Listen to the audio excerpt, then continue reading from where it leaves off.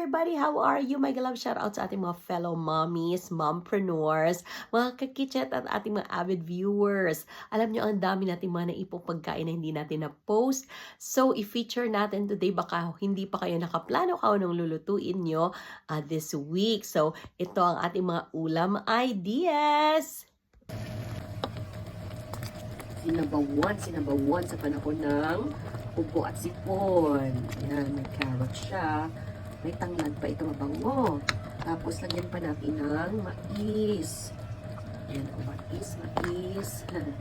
Uy, chupa kasi. Paborito na aking ang mais. Yan. Okay, boil muna natin. Simmer muna natin bago natin ilagay ang mga pak choy. At ilagay natin ang pak choy. Pak choy. Ang dahon niya, maya-maya. Higop-higop. Sarap. Ayan, may sinaprate na sinigang. Nakikita nyo ang color ng tamarind.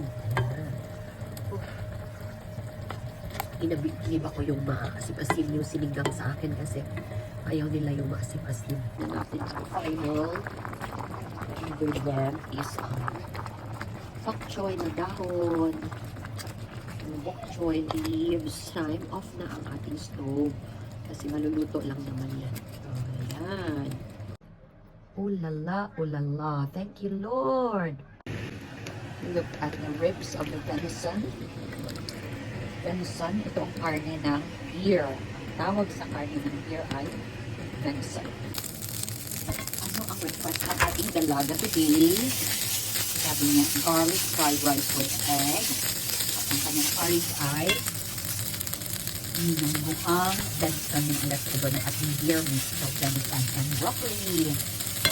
Sarap ng perfect match. Yan na ang kanyang garlic fried rice with spring onion and egg.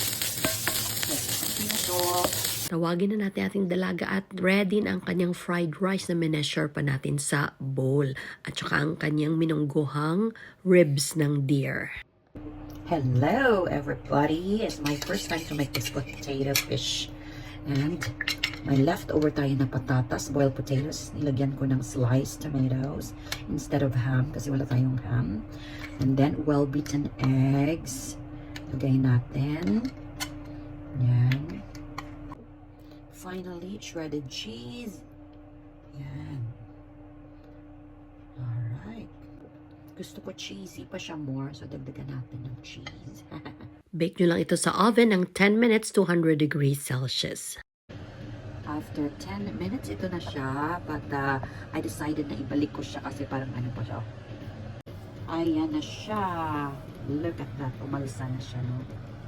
So, ready to eat na yan. If you like, you can also have a tester. Ayan, tigas na. Oh, clean. Clean siya lumabas. So that means ready na. Okay. Napakadali ng ang ulam namin ngayon. Stew na cauliflower by Daddy Chef. Yan. Actually, gawa lang siya ng sauce para sa blanch na cauliflower. Yum, yum. Craving ako ng halo-halong gulay, kaya ito na siya, cauliflower, broccoli, bell pepper. Ginisa ko lang sa garlic and onion. What do we have here? Fish sticks, ampalaya, itlog, mushrooms, and spinach. So, maraming salamat po sa inyong patuloy na panunood. Hanggang sa muli, kita-kits po tayo. Stay safe always. God bless us all.